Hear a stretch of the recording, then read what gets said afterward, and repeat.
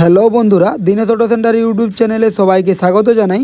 আজ আমাদের কাছে বাইক এসেছে হিরো স্প্লেন্ডার প্লাস। এ দেখো বাইক, এটা চাবি অন করছি। তো বাইকের প্রবলেম, বাইক স্লো করলে বন্ধ হয়ে যাচ্ছে। ধরো কোনো বাম্পারে আমি স্লো করছি, বাম্পারে স্লো করলে বন্ধ হয়ে যাচ্ছে, বা কোনো ভিড়ে স্লো করছি বন্ধ হয়ে যাচ্ছে। এ দেখো, এবার আমরা এর যে টিউনিং আছে, টিউনিং কিভাবে বাড়াবো। এ দেখো, এটাকে অ্যাক্সেলেটার দিচ্ছি, ছেড়ে দেওয়ার পরে বন্ধ হয়ে যাচ্ছে। তো এটা কিভাবে আমরা এর টিউনিং বাড়াবো, এ দেখো এই যে।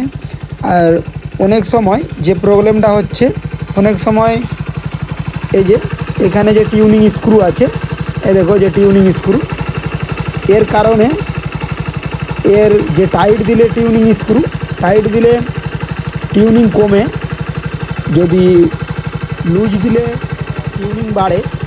এ দেখো এখানে যে স্ক্রু আছে, তো এটা আমরা বাইক আমাদের বন্ধ হয়ে যাচ্ছে, মানে এটা আমরা লুজ দেব। তো এই যে লুজ দিচ্ছি, লুজ দিলে টিউনিং দাঁড়াবে। এ দেখো আমরা পরিমাণ মতো লুজ দেব, ঠিক আছে, খুব বেশি লুজ দেবো না, যাতে টিউনিং স্বাভাবিক থাকে। তো এর কারণে অনেক সময় এই টিউনিংয়ের স্ক্রুর কারণে অনেক সময় বাইক নকিং করে। তো নকিং প্রবলেম যদি হয়ে থাকে, তো এই টিউনিং যে অনেক সময় একটু টাইট দিলে অনেক সময় নকিং বন্ধ হয়ে যায়। তো এর যে নকিং প্রবলেম হয়, অনেক সময় এই টিউনিং স্ক্রুর কারণেও নকিং প্রবলেম হয়ে থাকে।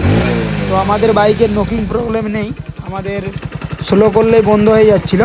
তো আমাদের বাইকের স্লো করলে বন্ধ হয়ে যাওয়ার প্রবলেম। তো এটার প্রবলেমে অনেক সময় নকিংও হয়ে থাকে। তো এটা টাইট করলে নকিং বন্ধ হয়ে যায়। তো এই দেখো, আমরা এবার অ্যাক্সেলেটার নিচ্ছি। এবার অ্যাক্সেলেটার ছেড়ে দেওয়ার পরেও আর বাইক বন্ধ হচ্ছে না। এ দেখো এই যে অ্যাক্সেলেটার নিচ্ছি, এ দেখো আর কোনো প্রবলেম নেই, আমাদের টিউনিং দাঁড়াচ্ছে। ভিডিওটি ভালো লাগলে লাইক করে মোটিভেট করবেন। চ্যানেলটির সাথে জুড়ে থাকার জন্য চ্যানেলটি সাবস্ক্রাইব করে রাখবেন। চ্যানেলে বিভিন্ন ধরনের বাইকের রিপেয়ারিং ভিডিও দেওয়া হয়।